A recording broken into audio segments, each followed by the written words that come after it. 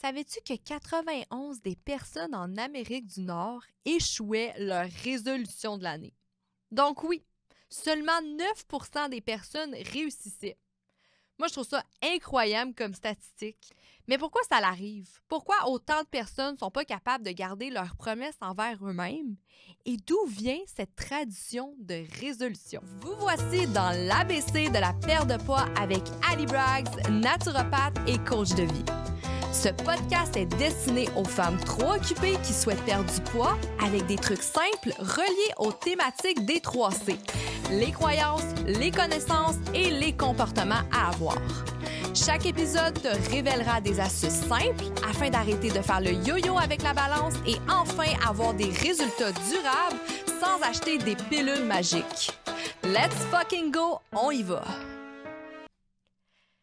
Salut tout le monde! Ici Ali dans l'épisode 53 de l'ABC de la perte de poids.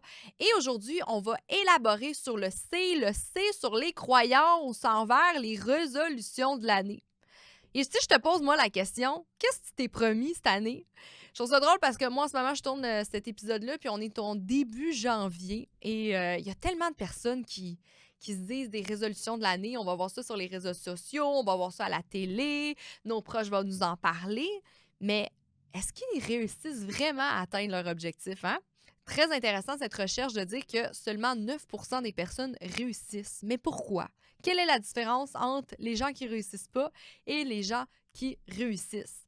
Hein, c'est courant, hein? On va aller au gym, par exemple. Là, moi, je vais au gym tous les jours, puis mon Dieu, en ce moment, c'est plein. Les gens se sont réveillés, c'est janvier, nouvelle année, on va aller s'entraîner, c'est la résolution de l'année. Mais pourquoi attendre? Pourquoi attendre cette nouvelle an? On le voit dans les statistiques que ça ne fonctionne pas, hein? C'est très, très pertinent de le savoir. Et comme je t'ai demandé, je serais vraiment curieuse de savoir, toi, tu t'es promis quoi cette année? Tu t'es-tu promis de faire le 75 jours boss, hein? Comme que j'ai expliqué dans l'épisode 52? Est-ce que tu t'es dit que tu allais mieux manger? T'entraîner aussi? Toi aussi, tu t'es entraîné au gym? Arrêter la cigarette? Combien de temps tu vas tenir? Combien de temps tu as tenu? Hein? Parce que je trouve ça tellement loser de tenir des promesses, mais de ne pas les réaliser. Hein?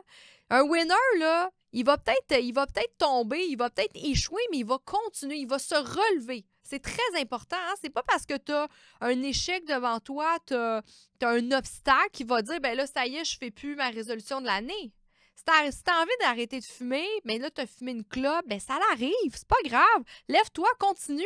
Parce que la différence entre un winner et un loser, c'est pas le nombre de fois qu'il tombe, c'est le nombre de fois que tu te relèves. C'est très important, ça. Fait que c'est pour ça que je me permets de dire que c'est loser si tu t'es promis quelque chose en début d'année et tu le fais pas. T'arrêterais après un mois, puis that's it, c'est terminé. Je pense qu'il y a une autre statistique qui dit que c'est 6 semaines. Après 6 semaines, les gens arrêtaient. Donc, c'est quand même intéressant. Puis aujourd'hui, je vais un peu t'expliquer pourquoi ça l'arrive et quoi faire pour pas que ça l'arrive aussi. Très important. Mais avant d'aller là-dedans, j'ai fait une petite recherche à me dire, mais d'où vient cette tradition de résolution, hein? Depuis que je suis née? Même avant que je suis née, on entend toujours ça. C'est quoi ta résolution cette année? Qu'est-ce que tu t'es promis de faire? Et là, en faisant ce podcast-là, en l'écrivant, je me suis dit, hey, mais d'où vient cette tradition-là? Puis c'est super intéressant parce qu'ils ont pu démontrer que cette tradition-là remonte du temps de l'Antiquité chez les Babyloniens. Hein? Babylone, c'est il y a 4000 ans de ça, quand même intéressant dans le temps de l'Antiquité. Et ça me fait rappeler, moi, ça me rappelle un livre, le plus riche de Babylone. Sincèrement, écris ça sur ta liste. C'est un des meilleurs livres que j'ai lus. De développement personnel, on pourrait dire, ça remonte à très lointain, Babylone. Mais Babylone, c'était un des secteurs, je ne sais pas si c'est un pays, hein, excuse-moi, je suis un petit peu incul dans ça. Mais Babylone, c'était l'endroit qu'il y avait le plus grande richesse. Hein? Fait qu'on va t'expliquer pourquoi dans le livre. C'est super bon, super intéressant. Ils ont fait un film aussi là-dessus. Très, très bon.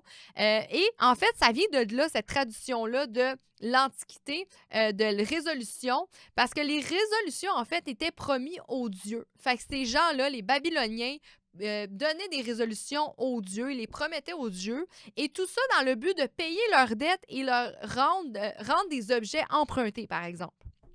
Et si leur résolution, mon Dieu, pardon, et leurs promesses étaient tenues, Bien, à cause de ça, ils pensaient que les dieux leur seraient favorables dans les années à venir. Donc, tous les ans, ils faisaient ça.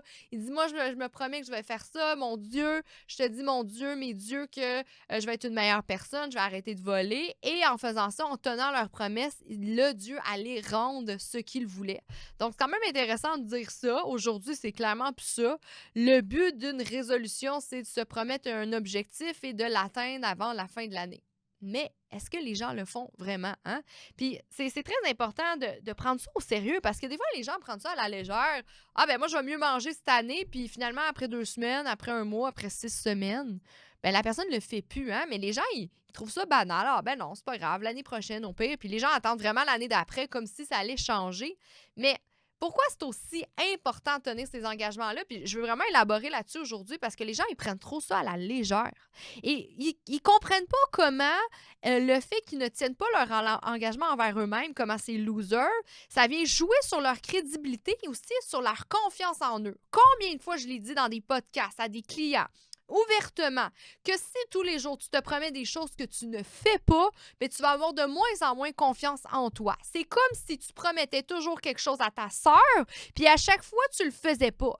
À un moment donné, ta sœur, elle aura plus confiance en toi. À un moment donné, ta sœur, elle dira que tu es une menteuse. Mais c'est la même chose envers soi. C'est un manque d'amour propre pour soi, de se dire que on va faire quelque chose et on le fait pas. Et peut-être que toi, en ce moment, tu te sens comme un Christ de loser, puis tu comprends pas pourquoi, bien, c'est peut-être une des raisons, parce que tout le temps, tu te promets des choses et tu ne le fais pas. À chaque fois que tu tiens un engagement, ça va renforcer ta confiance en toi et en même temps, ça va apporter la crédibilité envers les autres que hey, la personne, elle a dit qu'elle voulait perdre du poids, puis elle le fait, mais les gens vont te trouver crédible et les gens aussi vont avoir confiance en toi. Aussi, en tenant ces engagements, on peut démontrer aux autres qu'on est fiable et digne de confiance, comme je viens de dire, que ce soit en business, en relation, n'importe quoi, le respect de la parole donnée, elle est toujours la base des relations saines et fortes. Donc, si tu as une parole envers les autres, bien, c'est là que tu vas avoir des relations saines et fortes. Peut-être qu'en ce moment, toi, tu te rends compte que tu n'as rien de soutenu autour de toi, mais c'est peut-être que justement, tu n'es pas quelqu'un de fiable. Et si tu n'es pas quelqu'un de fiable envers toi-même, naturellement, tu n'es pas quelqu'un de fiable envers les autres. Et si tu te traites pas avec respect, les autres ne te traiteront pas avec respect aussi. Là. Ça, c'est courant. C'est très important. Aussi, le fait de tenir ses engagements envers soi-même, mais c'est une question d'intégrité. Si tu ne peux pas tenir tes engagements, comment tu veux te faire respecter? Comme je viens de dire, c'est très important. Rester fidèle à ses paroles et à ses valeurs, c'est de l'intégrité.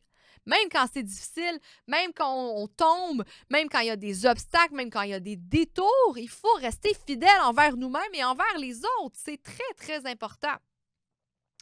Aussi, chaque engagement tenu, c'est une étape vers une meilleure version de soi-même, un développement personnel.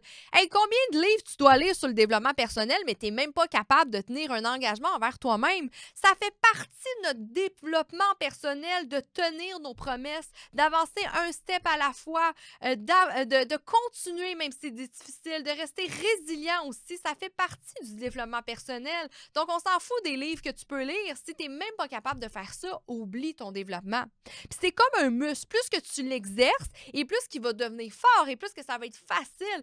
Sincèrement, moi, c'est ma plus grande force, ma résilience. Et c'est incroyable que quand je dis quelque chose, je le fais. Et c'est fou que je remarque que oui, c'est de plus en plus facile aujourd'hui parce que je suis capable et je le fais à chaque fois. Donc, je deviens plus capable, plus compétente et plus en contrôle de ma vie derrière ça.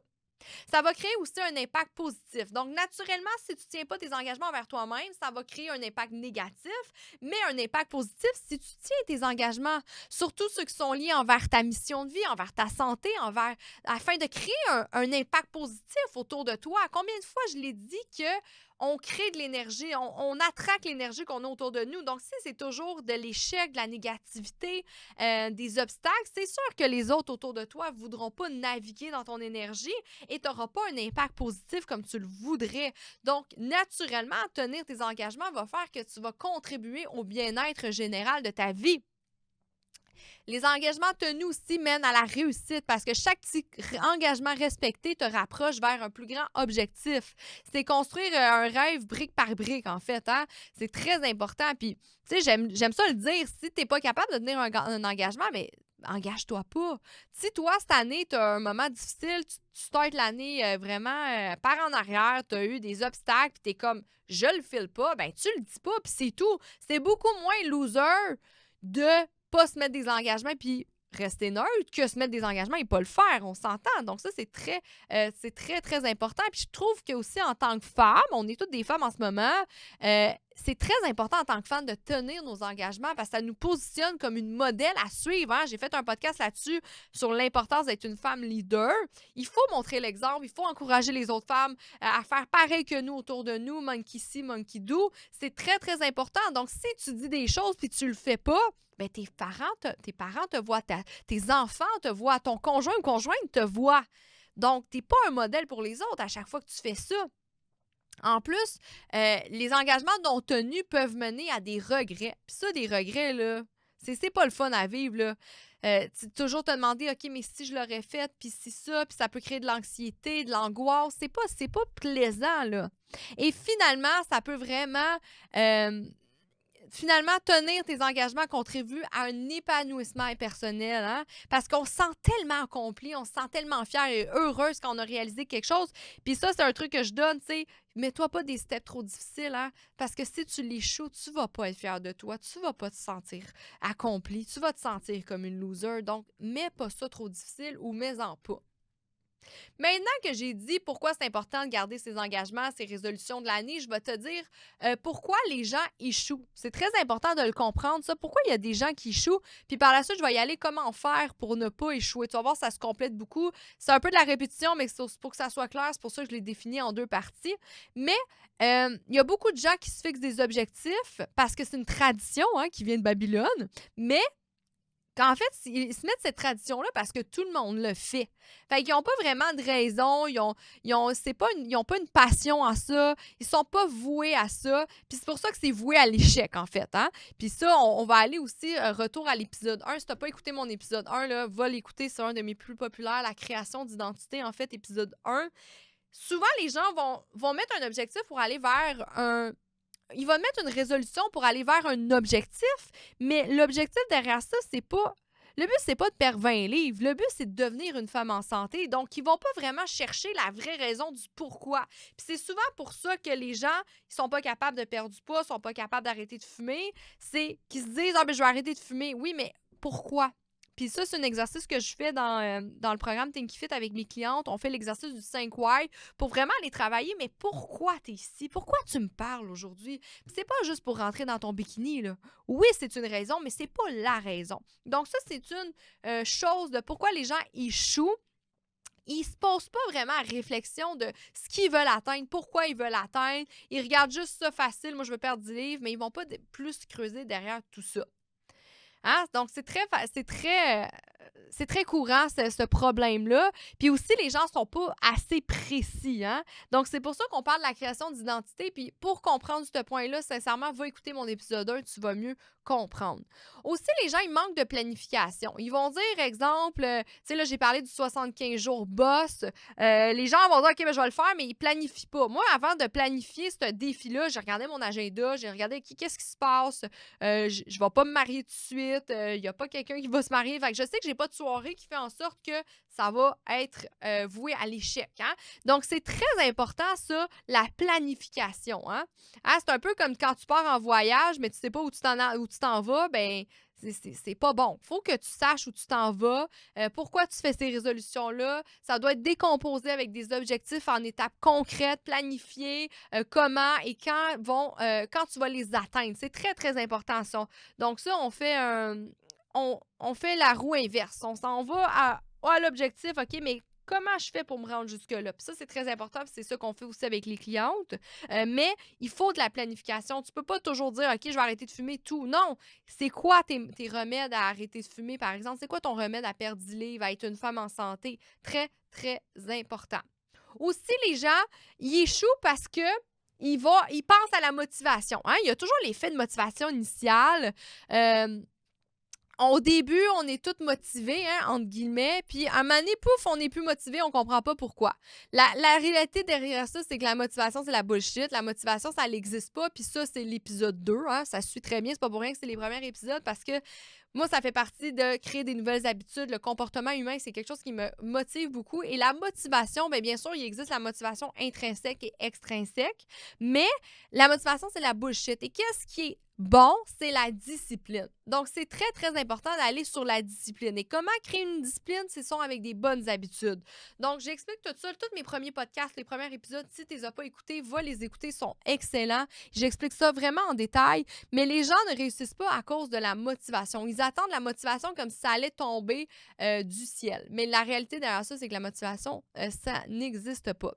Un autre fait qui fait pourquoi les gens ne réussissent pas, c'est que l'importance de l'évaluation. Les gens ne traquent pas leur progrès pour savoir si vraiment ça l'avance, pour vraiment tenir à jour leur objectif. Les gens, ils font ça dans le vide comme si tout était. Quand un champion d'Olympique, là, il s'en va s'inscrire dans une course ou peu importe, là, hey, il y a tellement un tracking, il y a tellement un tableau que là, il écrit son temps, sa vitesse, qu'est-ce qu'il va manger, qu'est-ce qu'il va faire. Il a planifié tout ça. C'est ce qui fait que c'est facile. Les gens qui planifient pas, ben c'est difficile. Hein? C'est très important de comprendre. Hein? C'est un peu, tu mets un point dans un GPS, ben là, tu sais où tourner, quel stop faire. C'est facile de te rendre un point. Mais si tu mets un point et tu sais pas où aller, tu sais, t'as beau embarquer dans une voiture, t'as beau avancer, mais si tu avances vers nulle part, tu sais pas où tu t'en vas, c'est sûr que ça va être voué à l'échec, ça aussi. Donc ça, c'est très important, mettre un point dans le GPS et savoir, OK, qu'est-ce que je vais faire comme chemin pour y aller. Donc ça, c'est une des erreurs que les gens font. Et surtout, les gens, des fois, ils vont commencer, mais ils vont avoir peur de l'échec. Et ça, c'est vraiment quelque chose d'important. L'échec, ça fait peur à beaucoup trop de gens. Et sincèrement, l'échec, là, c'est tellement la plus belle chose que tu peux avoir dans ta vie. Puis les gens ne le comprennent pas, puis ça fait pas si longtemps que je l'ai compris, ça, parce que moi, je suis vraiment quelqu'un qui performe à la performance, qui exerce à la performance. Moi, j'aime ça réussir, j'aime ça être la meilleure, j'aime ça la compétition. Moi, j'ai tout le temps été comme ça. Et avant, quand j'avais des échecs, ça me mettait tellement à terre. Mais aujourd'hui, quand j'ai un échec, je me rends compte comment c'est une opportunité. C'est une opportunité parce que c'est là qu'on apprend. L'échec est là pour se relever, pour se prouver qu'on est un winner parce qu'on va tous tomber. Hein? On apprend à marcher en tombant. Ça, cette phrase-là, elle m'a tellement résonné en moi. Là. Si tu n'oses jamais essayer de marcher, ben c'est parce que tu as peur de tomber. Mais ça veut dire que tu ne vas jamais avancer.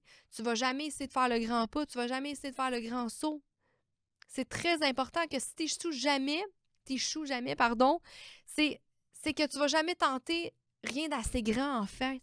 Donc, c'est tellement important d'échouer. L'échec fait partie de la réussite. Il n'y a aucun winner qui n'a pas échoué. La différence entre un winner et un loser, c'est pas le nombre de fois qu'il tombe, c'est le nombre de fois qu'il se relève. Donc, à chaque fois que tu vas échouer, ça va te permettre de te relever et de comprendre. Et je t'invite à aller écouter l'épisode 7 derrière ça, parce qu'elle est vraiment bonne. Puis des fois, les gens ils me disent que je suis crue en disant que les gens sont losers. Mais c'est parce que je trouve ça tellement loser de tomber puis de rester en bas puis de dire « OK, c'est pas pour moi. » Hey! Steve Jobs, là, quand il a construit Apple, tu penses pas qu'il y a eu des échecs? Non. Hey, moi, quand j'ai fait mes compétitions de fitness, j'ai tombé sur le stage, mais j'ai continué.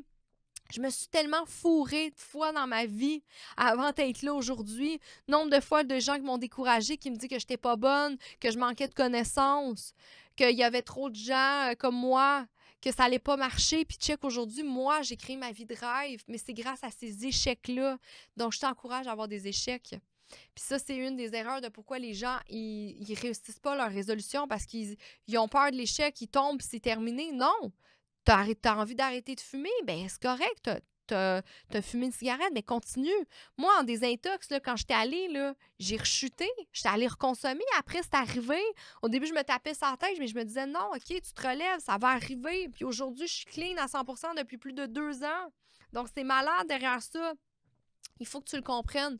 Puis, comment faire aussi. Les gens, en fait, qui se font des résolutions, des fois, sont mal entourés. Hein, fait que je t'invite à aller écouter l'épisode. Dans les premiers épisodes, j'ai pas écrit, pardon, le numéro de l'épisode m'échappe, mais l'environnement est très, très fort. Fait que si t'as envie d'arrêter de fumer, mais tu te tiens juste avec des fumeurs, ben là, tu t'aides pas. Hein? Même chose si t'as envie d'arrêter de boire, mais tu te tiens tout le temps dans les bars, tu t'aides pas non plus. Il y a des gens qui sont capables, mais l'environnement est très fort. Donc, quand tu s'entourer des gens, c'est très important. Et les gens qui échouent, c'est à cause de ça qu'ils s'entourent mal, en fait, et dans des mauvais environnements. Maintenant, on va finir avec comment faire pour tenir ses engagements, comment faire pour réussir nos résolutions de l'année. Très important. Mais définir tes objectifs avec précision. Il faut être clair de ce que tu veux, pas de blabla, là. Pas j'aimerais bien ou ça serait le fun. Non, je m'engage à être une femme en santé avant la fin de l'année en perdant 2 livres par semaine. Je m'engage à arrêter de fumer avant la fin de l'année en fumant une cigarette au blablabla. Là, il y a un blabla, mais tu le comprends. C'est très important. Puis là, on vient encore avec l'objectif du point dans le GPS. Tu as beau avancer dans la vie, si tu ne sais pas où tu avances nulle part. Mets un point dans les GPS. Aussi, aller objectif en étape par étape. Très important. Tu veux perdre 50 livres, dis-toi pas que tu vas perdre 50 livres en un mois. C'est très important, ça. Puis, c'est vraiment prouvé que quand tu réussis des petites actions, des petites étapes, des petits objectifs, ça crée de la dopamine dans le corps. Donc, mettons, je me dis, OK, ben moi, je vais être une femme en santé, je vais perdre 50 livres. Donc, je vais commencer à boire 2 litres d'eau par jour. Parfait, je commence la première semaine. Fait que là, la première semaine, tu fais un tableau grille d'objectifs que j'ai déjà expliqué dans d'autres podcasts qu'on a dans le programme Think Fit. Parfait, je veux boire 2,5 litres d'eau par jour. Tu l'écris. Puis tous les jours, tu coches. Puis tu es tellement contente. Hey, j'ai coché toute ma semaine d'eau.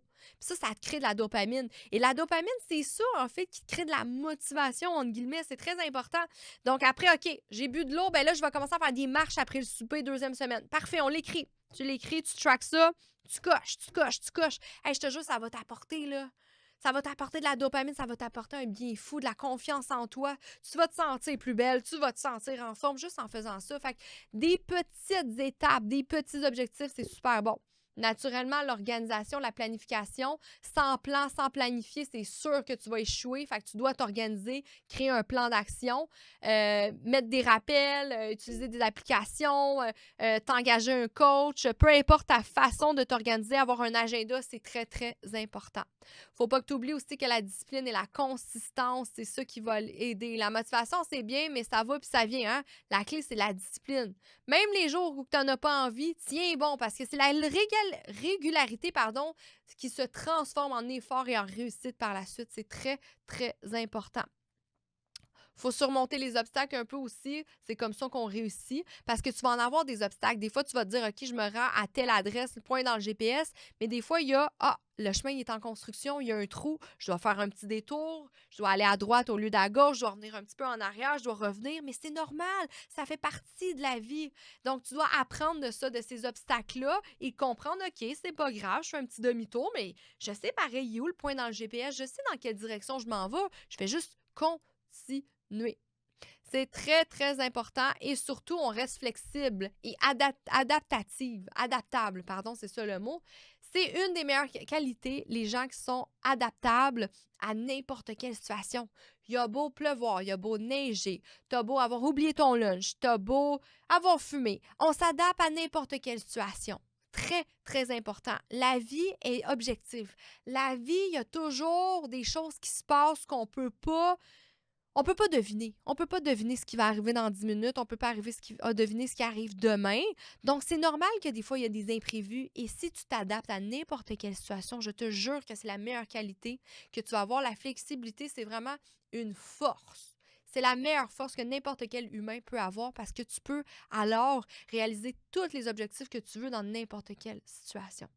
Dernière chose que je peux te donner comme truc si tu veux atteindre tes objectifs, c'est t'inspirer, te motiver à travers de gens comme de podcasts comme le mien, de livres comme le mien qui va sortir, de citations, des gens qui t'inspirent, des groupes Facebook. Peu importe, laisse-toi t'inspirer et te motiver, entre guillemets, par les gens autour de toi parce que ça va te donner un petit coup de pied dans le cul là, pour continuer et atteindre tes objectifs. Donc, c'est tout. Tu auras compris dans cet épisode que hey, c'est loser de pas se faire les choses qu'on se promet.